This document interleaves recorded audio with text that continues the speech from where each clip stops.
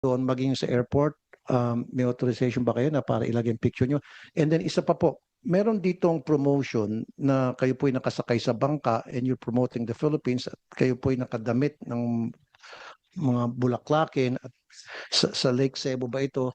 Ito ba'y walang authorization nyo rin na ilalagay po yung mukha nyo doon sa cover ng magazine na kayo po'y nakabihis at parang nag-invite ng mga tourist? That photo was taken at the time when we held the Philippine Experience Program in South Cotabato. So bakit hindi na lang po model na taga roon mismo, native po sa lugar na yon, nakilala sa lugar na yon? Why you? That photo was taken during my presence at the Yes, ma'am, South I know, I Cotabato. understand. Yes. We don't have any fight on that matter. What I'm trying to say is, someone who's recognized in that community, in that place, yung kilala, kunyari, miss kung anong bansa, ano bang lugar po yan? That's Lake Cebu. Cebu. Oh, how about Lake Cebu. Yes. Lake Cebu in Cebu? In South And Cotabato. so, how about Miss Cotabato instead of you? I have no national ambition. I'm not running for any national position, and therefore any accusation of self-promotion would fall flat. I'm sorry, ma'am, I'm not saying that you're running. Don't put words into my mouth. I'm not saying that. What I'm saying is, yung po nakakalata yung mga tao na parang pinopromote yung sarili mo for whatever reason. Now, also, ma'am, compared to other countries like Vietnam, Korea, Malaysia, Japan, hindi niyo po nakikita yung mukha ng mga secretaries ng Department of Tourism nila doon eh. Wala, never ka makita sa tourist materials ng kahit anong bansa na banggit ko, yung kanilang Secretary of Tourism, pinopromote yung mga muka ng mga pictures nila.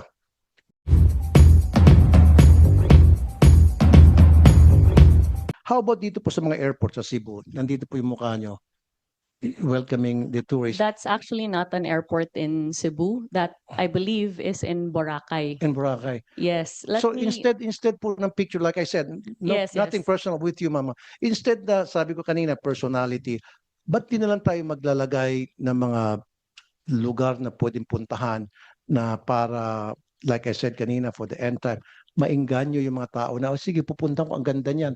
Di ba parang sa ibang lugar, tulad sa Dubai, if I go to other countries, sa airport pa lang nila, makikita mo na sa walls yung mga lugar na pwede pupuntahan na you're being invited to go to that place. In this case, yan po ba, may authorization po kayo na ilagay yung picture nyo dyan? Senator Tulfo, I'm really glad that you brought this up because earlier you talked about the 5 lines that people are supposed to take before they can enter Boracay Island. That's in relation to this particular situation. So this matter was brought to us as far as the 1.5 hours of waiting time before you can go into Boracay. Considering that the port is being operated by the provincial government of Aklan, we then, as far back as 2 years ago, approached the governor as well as the mayor to provide guidance as far as how they can improve the tourist experience in Boracay. This then resulted in a public-private partnership between the private sector as well as the provincial government of Aklan to introduce an electronic system that would improve those lines, reduce the number of lines from 5 to 2 or 3, I believe, and reduce the waiting time from around 1.5 hours to much less than that. As I recall, the product of the PPP was launched last year. And I'm told that this tarpaulin was put up because I was supposed to have arrived at the inauguration of this PPP project. But another urgent matter came up here in Manila, and hence I was not able to attend. That is the reason why that welcome tarpaulin is there. But I did not direct the putting up of that tarpaulin, but the reason why it's there is because they put it up as a welcome sign at the launch of that PPP project to improve the ticketing of Boracay. Nonetheless, when this matter was brought to light, we actually already ordered all of our regional offices, including Region 6, to take down any offending material, as the case may be, or any material that bears my image. But at the end of the day, I believe that this is a matter of visibility and performance. The question is whether or not the Department of Tourism has performed its mandate in the past 3 years. I respectfully submit that we have, within the 93% slashed budget that we have been given and within the limited mandate that we have been given. But it's quite impossible for us to deliver a miracle if we are not provided with the appropriate funding and if we do not obtain the necessary assistance that is needed in order to ensure that infrastructure, connectivity, safety and security, and all of these matters are addressed. Okay, ma'am, huwag kayong magalit ha. Bine-voice out ko lang kung ano yung mga sinasabi ng netizens, kung ano yung mga nakarating sa akin na sumbong. Now, sabi niyo po, yung sa Korea, wala kayong authorization doon, maging sa airport, may authorization ba kayo na para ilagay yung picture niyo? And then isa pa po, meron ditong promotion na kayo po'y nakasakay sa bangka and you're promoting the Philippines at kayo po'y nakadamit ng mga bulaklakin at sa Lake Cebu ba ito? Ito ba'y walang authorization nyo rin na ilalagay po yung mukha nyo doon sa cover ng magazine na kayo po'y nakabihis at parang nag-invite ng mga tourist? Senator Tulfo, that photo I believe you're pertaining to is one that was taken during the Philippine Experience Program, Heritage, Culture, and Arts Caravan that the Department of Tourism implemented in the Soc-Sargen region. That is not a promotional material, but that's actually coverage of the activities of the department. That photo was taken at the time when we held the Philippine Experience Program in South Cotabato. So bakit hindi na lang po model na taga roon mismo, native po sa lugar na yon, nakilala sa lugar na yon? Why you? That photo was taken during my presence at the Yes, ma'am, South I know, I Cotabato. understand. Yes. We don't have any fight on that matter. What I'm trying to say is, someone who's recognized in that community, in that place, yung kilala, kunyari, miss kung anong bansa, ano bang lugar po yan? That's Lake Cebu. Cebu. Oh, how about Lake Cebu. Yes. Lake Cebu in Cebu? In South And Cotabato. so, how about Miss Cotabato instead of you? Nakilala sa lugar na yan. Senator So, Tulfo, let me clarify No, that. no, ma'am, let me finish Yes. first. Mm. Kanina hindi kita in-interrupt. So bakit hindi na lang po yung isang native na kilala ng mga tao na kapag nakita nila, agad-agad maintindihan nila bakit siya nandyan as opposed to ikaw. Isa pa po. Ma'am, these are the things that I'm trying to voice out today. Nothing personal, nothing about you. These are the complaints that my office received, my action center received. They came to me and they talked to me and they told me everything I'm telling you now. Isa pa dito, meron sa isang, ano ba to? Pinakita sa amin na puro nakalagay frasco sa Ninolan, Cebu. So doon sa mga, yung sa mga tabi-tabi na may mga eateries, mga karinderya. So merong kahabaan, puro karinderya sa, I think, sa highway ba ito? So sa taas, sana inilagay niyo po doon yung mga lugar na pwedeng pasyalan. I'm sure na dadaan dito yung mga turista kasi highway po ito. Sa halip na ilagay niyo po yung karatula doon ng mga places na pwedeng bisitahin, ang nilagay niyo po doon, puro apelyido niyo po all the way. So siguro po walang authorization sa inyo. Baka yung mga tao niyo lang pong gumawa niyan without you telling them. Baka merong gustong sumipsip sa inyo at nilagay yung name nyo. So siguro po pwede yung sabihin yung mga tao nyo next time, wag puro ako.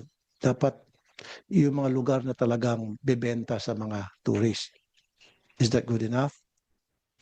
Senator, with all due respect, I just wish to place on the record that the photos that have been used and transformed into memes are actually work photos. Is that AI? You're telling me that's AI? No. Okay. This is a work photo. I was in Lake Cebu in South Cotabato promoting the Philippine Experience Program. The interpretation or misinterpretation of that, of course, is up to public consumption. But we have all the documentation to prove that my presence there was a legitimate one, and it was to help the destination as far as crafting of tourism packages, tourism circuits, building up of attention for the destination in conjunction with our tourism stakeholders. I'm not saying, Mom, that you're not present, your presence there is not legit. Okay? What I'm saying is, yung presence mo doon, yung sa picture na yan, it doesn't fit in sa taste ng mga Pilipino na nakakita po niyan. Kaya nga po, binabash po kayo. Hanggang sa pumunta po sila sa action center ko para magreklamo. Nung malaman nila magkakaroon ng hearing ng ganito, they came to my office and they told me na ito yung baka pwede may iparating sa Department of Tourism. That's why I'm trying to voice it out today here in the hearing. Okay. So, kasi ang nangyari, ma'am, ang dating daw sa kanila, parang pinopromote mo yung sarili mo versus dapat yung Pilipinas ang pinopromote mo o yung mga probinsya ang pinopromote mo versus you're promoting yourself. Yun po yung dating sa mga tao. Hindi po sa akin yun, ha? That's not from me, from them. So ang dating po sa mga tao na you're trying to promote yourself. So maybe we have to refrain from doing that. We can use model siguro. Di ba? Like I said, yan sabi mo sa Cotabato ba yan? Saan lugar yan? South Cotabato. Then let's use Miss South Cotabato as the model or a native South Cotabato. Ano ba yung pinaka-native dyan sa Cotabato? Yung mga indigenous people in Cotabato. Much better versus kayo po. Yun po yung pino-point out ng mga lumapit po sa akin. Mr. Chair, gusto magsalita si Ms. Rasco? Sec, you want to respond? Yes, I completely hear you, Senator, and I'm grateful that you have brought these matters to light. But since I have the floor, I would just like to reiterate my position that I have tried to be as present as possible in our destinations and for our stakeholders. That is the extent of the duty that I have exercised and nothing more. I have no national ambition. I'm not running for any national position. And therefore, any accusation of self-promotion would fall flat because I am not running for any national position in 2028. And therefore, there would be no reason for me to promote myself.